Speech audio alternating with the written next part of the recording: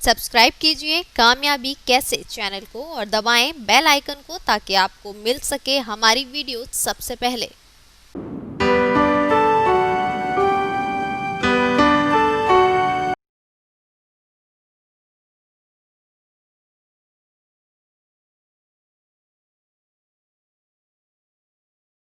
दोस्तों, हम अभी तक जो है वो वेबर की नौकरशाही की आलोचना अभी तक हमने की है पिछले 2 वीडियो में, और इस वीडियो में भी कुछ और कमियों के बारे में मैं आपको इंगित करूंगा। दोस्तों, मेरा भरसक प्रयास ये रहता है कि हर छोटी से छोटी बड़ी चीज़ जो है वो आपके जेहन में जो आपको मालूम होनी चाहिए मैं आप तक पहुंचा पाऊँ। कहीं ना कहीं आप भी ये बात महसूस करते होंगे कि जो अपने वीडियो में मैं हर बिंदु को उठाता हूँ और आपको वो चीज़ें समझ में भी आती हैं। आप लोगों की प्रतिक्रियाएं जो हैं वो कहीं ना कहीं इस बात को मेरी बात को सिद्ध करती हैं और साथ के साथ मेरा भी उत्साहवर्धन करती हैं। मेरा भी भरसक प्रयास रहता है कि कोई भी जो चीज़ है जो मुझे आती है और मुझे पता है और आपको मालूम होनी चाहिए, ठीक है, एग्ज़ाम के लिए ज़रूरी है वो आप तक पहुँचे। तो इसी कड़ी में मैं अब वेबर की कुछ और आलोचनाएं हैं वो नौकरशाही की, तो उसको भी हम देख लेते हैं। तो देखिए, सबसे पहली कमी तो यही है कि सांगठनिक जो कमियां हैं, स्ट्रक्चरल जो उसमें डिफेक्ट्स हैं, कुछ कमियां हैं, उनके विषय में जैसे क्या क्या हैं। तो इसमें एक प्रिंसिपल दिया जाता है पार्किंसन का नियम। पार्किंसन का नियम क्या कहता है कि नौकरशाही में धीरे धीरे करके क्या होता है कि एक्सपोनेंशियल ग्रोथ होने लगती है, चरघातांकीय वृद्धि होने लगती है जैसे जैसे काम बढ़ता है। इसी को हम नौकरशाही का बढ़ता पिरामिड कहते हैं।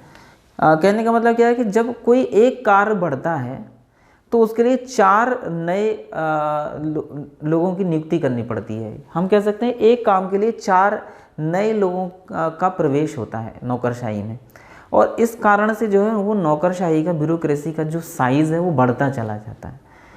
और हम देखते भी हैं कि जो कोई भी आप देखेंगे जो ब्यूरोक्रेसी का साइज़ है वो इतना ज़्यादा है कि सरकार को लगभग अपनी कुल आय का 1/3 जो है, 1/3 जो है वो उनकी आय मतलब सैलरी और पेंशन में खर्च करना पड़ता है। तो इसी से आप अनुमान लगा सकते हैं कि जो सरकारी मशीनरी है उसका साइज़ कितना बड़ा है।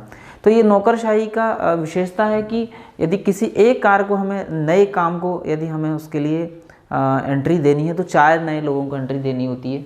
तो इसी को जो है हम लोग कहते हैं पार्किंसन प्रिंसिपल। और क्या क्या सांगठनिक कमियां हम देखते हैं कि नौकरशाही में मैंने जैसा कि अभी पिछली वीडियो में भी जिक्र किया कि वेबर का कहना है कि ब्यूरोक्रेसी अपने आप को जितना ज़्यादा अमानवीकृत करती चली जाएगी उतनी ही वो जो है लक्ष्य को प्राप्त करने में सफल होती चली जाएगी। तो कहीं ना कहीं जब वेबर इस बात को कहते हैं तो एक अमानवीकृत होने का जो दोष है वो ब्यूरोक्रेसी के अंदर आने लगता है। और कहीं ना कहीं चूँकि वस्तुनिष्ठ है, ऑब्जेक्टिव है वेबर की नौकरशाही, तो मूल्यों का जो है वो वैल्यूज़ का कोई स्थान नहीं होता है। मूल्य मतलब आपकी पसंद और नापसंद, ठीक है। वैल्यू का अर्थ होता है कि आपको क्या पसंद है, क्या नापसंद है। तो उस चीज़ का महत्व ही खत्म हो जाता है, क्योंकि आपको जो है वो एकदम भावना शून्य होकर, एकदम तटस्थ होकर, न्यूट्रल होकर आपको केवल नियमों को ध्यान में रखकर डिसीजन लेना है, व्यक्ति को ध्यान में रखकर डिसीजन नहीं लेना है। तो मूल्यों का कोई स्थान नहीं होता और हम कह सकते हैं कि एक मैकेनिकल ऑर्गेनाइजेशन बन जाता है जहाँ मनुष्य का कोई महत्व नहीं है, केवल नियम और कानून ही जो है वो सबसे ज़्यादा महत्वपूर्ण बन जाते हैं। तो एक तो हमने स्ट्रक्चरल कुछ कमियां देखी। इसके अलावा जो एक और बड़ा इंपॉर्टेंट बिंदु है जिसकी ओर वेबलॉन और मर्टन ने ध्यान आकर्षित किया है, वह ट्रेंड इनकैपेसिटी यानी प्रशिक्षित अक्षमता। तो अब आप सोच रहे होंगे कि इसका क्या मतलब है। ट्रेंड इनकैपेसिटी मतलब प्रशिक्षित अक्षमता का मतलब कि प्रशिक्षित तो हैं लेकिन अक्षम हैं, ठीक है। नॉलेज तो है, योग्य तो हैं, कैपेबल तो हैं, बट उस कैपेबिलिटी के अकॉर्डिंग जो वर्क परफॉर्मेंस है वो बहुत ही कम है। तो इस बात को उन्होंने कहा है मर्टन ने कि ट्रेंड होते हुए भी बदलते वातावरण के अनुरूप जो है वो कार्य न कर पाना जो है उसको हम कह सकते हैं ट्रेंड इनकैपेसिटी या प्रशिक्षित अक्षमता। और उसके पीछे कारण भी बहुत स्पष्ट किया मर्टन ने कि नियमों और प्रक्रियाओं पर, जो रूल्स एंड रेगुलेशंस, जो प्रोसेस है, उस पर इतना ज़्यादा फोकस किया जाता है, इतना ज़्यादा उसका अंधानुकरण किया जाता है, आंख बंद करके उसका जो है उसको फॉलो किया जाता है कि जो टारगेट है, जो लक्ष्य है, वो डेविएट हो जाता है, लक्ष्य विस्थापन की समस्या जो है वो सामने आती है। और योग्य होते हुए भी, क्योंकि नियम प्रक्रियाओं पर ज़्यादा जोर है, इसलिए ट्रेंड होते हुए भी, योग्य होते हुए भी जो उनकी कैपेसिटी है उसका प्रयोग नहीं हो पाता, वो इनकैपेबल ही बने रहते हैं, अक्षम ही बने रहते हैं। तो इस चीज़ को जो है वो मर्टन ने इसका जिक्र किया है और इसी को उसने नौकरशाही की अकार्यात्मकता यानी डिसफंक्शन ऑफ ब्यूरोक्रेसी, देखिए बड़ा इंपॉर्टेंट शब्द है ये, आप एग्ज़ाम में लिखकर आते हैं, कहीं ना कहीं आपको जो है वो बहुत अच्छे मार्क्स मिल सकते हैं। दोस्तों ये चीज़ें जो है मैं एक्सप्लोर करके लाता हूँ आप लोगों के लिए, कुछ अच्छे पॉइंट्स जो आप एग्ज़ाम में लिख कर आएँ तो आपको बहुत अच्छे मार्क्स मिल सकते हैं। तो मर्टन ने इसको जो है डिसफंक्शन ऑफ ब्यूरोक्रेसी कहा है, यानी कि डिसफंक्शन का मतलब हुआ कि कोई काम हमने उद्देश्य के लिए, अच्छे उद्देश्य के लिए तो किया, हमारा पर्पस बहुत नोबल है ना, अच्छे उद्देश्य के लिए हम किसी कार्य को करते हैं, लेकिन उसका जो रिजल्ट है वो नेगेटिव है, ठीक है, उसका परिणाम जो है वो शून्य है। तो हम ब्यूरोक्रेसी में देखते हैं कि जितनी भी योजनाएं आती हैं, सरकारी योजनाएं, वो आती तो जन कल्याण के लिए ही हैं, ठीक है, जिस भी वर्ग के लिए वो योजनाएं लाई जा रही हैं उनके कल्याण के लिए ही लाई जाती हैं और अच्छे उद्देश्य के लिए जो है वो पर्पस से वो बनाई जाती हैं और एक्सिक्यूट की जाती हैं, लेकिन उसकी तुलना में उसका जो रिजल्ट है, परिणाम है, वो हम देखते हैं कि ज़्यादातर नकारात्मक जो मिलता है। तो मर्टन उसी को हम कहते हैं, मर्टन उसी को जो है वो डिसफंक्शन ऑफ ब्यूरोक्रेसी यानी कि नौकरशाही की अकार्यात्मकता कहते हैं, ठीक है। तो इस चीज़ के लिए मर्टन ने जो है वो ध्यान आकर्षित किया है, तो बड़ा इंपॉर्टेंट पॉइंट है एग्ज़ाम की दृष्टि से जो आप लिख कर आ सकते हैं। इसके अलावा जैसा कि मैंने पिछली वीडियो में भी जिक्र किया, FW रिक्स ने जो डेवलपिंग कंट्रीज़ हैं, विकासशील देश हैं, उनकी नौकरशाही का विस्तृत अध्ययन किया, ब्यूरोक्रेसी का, और बहुत सारी कमियों को उसने बताया। जब मैं FW रिक्स आपको पढ़ाऊँगा, कराऊँगा, तो बहुत सारी चीज़ें मैं आपको समझाऊँगा, बहुत अच्छे से एलोबरेट करके समझाऊँगा। तो लेकिन यहाँ पर मैं बहुत थोड़ा सा जिक्र कर देता हूँ। FW रिक्स कहते हैं कि एक तो स्वायत्तता का अभाव है, ठीक है, स्वायत्तता का अभाव है कि मतलब डिसीजन जो है वो सेल्फ जो ब्यूरोक्रेट्स हैं वो नहीं ले पाते हैं, कहीं ना कहीं एक पॉलिटिकल इंटरफेरेंस, राजनीतिक हस्तक्षेप रहता है हर छोटे बड़े मामले में। तो एक तरीके से जो उनकी फ्रीडमशिप है, डिसीजन लेने की स्वतंत्रता है, स्वायत्तता है, वो उसका घोर अभाव जो है वो विकासशील देशों में हमें देखने को मिलता है। इसके अलावा हम देखते हैं कि जो ब्यूरोक्रेट्स हैं, जो बेसिकली मतलब प्रशासन के कामों के लिए जिनकी नियुक्त किया गया है, वो गैर प्रशासनिक कार्य करते हुए पाए जाते हैं, जिनका प्रशासन से कोई लेना देना नहीं है या वो प्रशासन से उसका कोई मतलब संबंध ही नहीं है। तो इस तरीके की चीज़ें भी जो है वो ब्यूरोक्रेसी में देखने को मिलती हैं। तो दोस्तों मैंने आपको जो है वो ब्यूरोक्रेसी की बहुत सारी कमियाँ बताई, एक एक पॉइंट पर मैंने काफ़ी अच्छे से डिस्कशन करके आपको समझाया है। लेकिन अब सवाल उठता है दोस्तों, जो आपके जहन में भी कहीं ना कहीं उठ रहा होगा इतनी सारी कमियों को सुनने के बाद, कि जितना पढ़ने को नहीं मिला उससे ज़्यादा कमियां हमें सुनने को मिल रही हैं।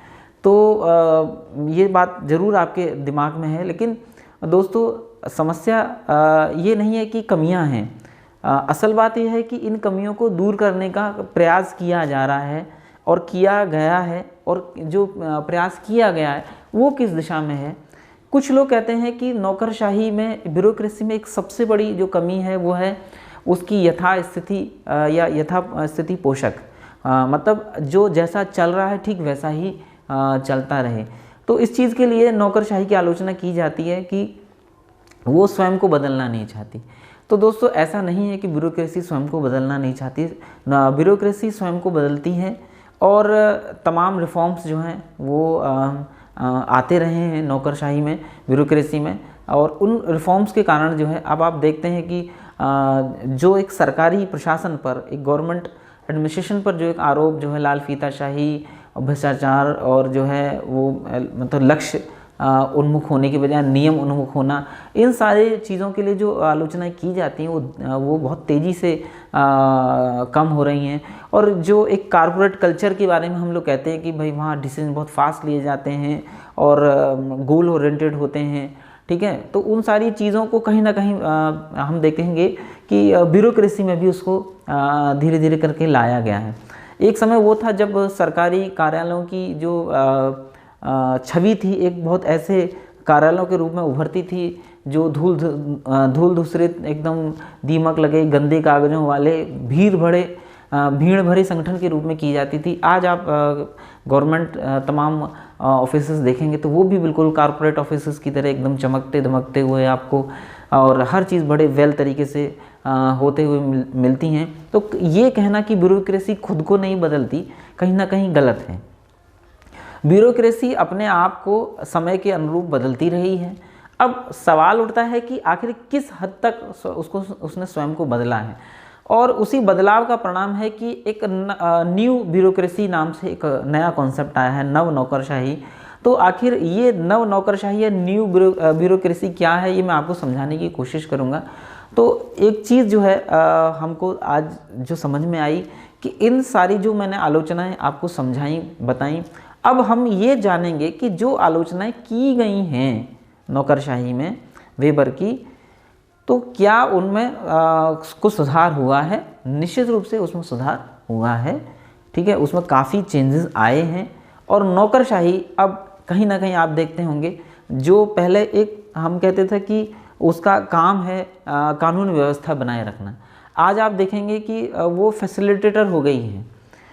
तो कहीं ना कहीं ब्यूरोक्रेसी में तेज़ी से बदलाव आए हैं, और ब्यूरोक्रेसी अब कहीं ना और अधिक ट्रांसपेरेंट, रेस्पॉन्सिबल, और हम कह सकते हैं इको टेक्नोलॉजी हो गई है, टेक्नो फ्रेंडली हो गई है, ठीक है। टेक्नोलॉजी को उसने आत्मसात किया है, और जितना ज़्यादा टेक्नोलॉजी को उसने आत्मसात किया है तो डिसीजन लेने में जो देरी के लिए उसकी आलोचना होती थी वो अब तेज़ी से बदल रही है। और आप देखेंगे कि तमाम सरकारों ने जो प्रशासनिक सेवाएं जो दी जाती हैं, जैसे बर्थ सर्टिफिकेट बनाना, डेथ सर्टिफिकेट बनाना, कास्ट सर्टिफिकेट बनाना, उन सब की जो समय सीमा है वो भी तय कर दी है कि 10 दिन, 15 दिन या 1 महीना। तो इन सब चीज़ों से भी जो एक ब्यूरोक्रेसी के ऊपर जो आरोप लगाए जाते थे कि हर काम में विलम्ब, रिश्वत, वो कहीं ना कहीं ख़त्म हुई है, क्योंकि रिस्पॉन्सिबल बने हैं। आपको विद इन द टाइम आपको जो है वो डिसीजन लेना है, विद इन द टाइम आपको जो चीज़ फिक्स कर दी गई कि इतने समय के अंदर आप जो है आपको वो डिसीजन लेना है, जिसे हम मतलब लोक सेवाओं का कानून कहते हैं। तो इस तरीके की जो सुधार हुए हैं उसकी वजह से हम कह सकते हैं वेबर की जो नौकरशाही है उसमें तेज़ी से जो है वो बदलाव, तेज़ी से सुधार आ रहे हैं। तो अगले वीडियो में मैं आपको चर्चा करूंगा न्यू ब्यूरोक्रेसी की, नव नौकरशाही की, कि आखिर नव नौकरशाही में नया क्या है, आखिर कौन कौन से नए सुधार जो है वो ब्यूरोक्रेसी ने किए हैं, और किस तरह से जो है इस बदलाव के कारण नौकरशाही जो है वो और भी ज़्यादा प्रासंगिक हो गई है। तो ये कहना कि नौकरशाही अपने आप को यथास्थितिवादी रखती है, अपने आप को बदलती नहीं है, कहीं ना कहीं पूरी तरीके से जो है वो गलत है। तो अगले वीडियो में हम चर्चा करेंगे कि न्यू ब्यूरोक्रेसी यानी कि नव नौकरशाही क्या है। मैं आशा करता हूं दोस्तों आपको आज का ये वीडियो भी बहुत अच्छा लगा होगा, समझ में आया होगा। आपके मन में कोई प्रश्न है, कोई सुझाव है, कोई नई चीज़ आपको पता है और आप बताना चाहते हैं, वो भी आप कमेंट बॉक्स में आकर पूछ सकते हैं।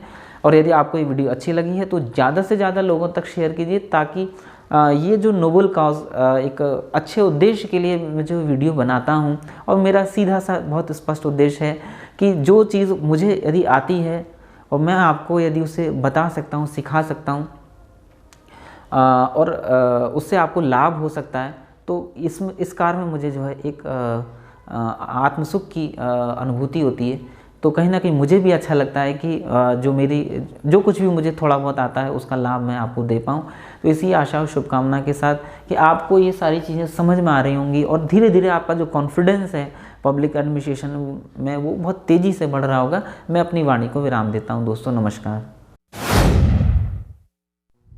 सब्सक्राइब कीजिए कामयाबी कैसे चैनल को और दबाएं बेल आइकन को, ताकि आपको मिल सके हमारी वीडियो सबसे पहले।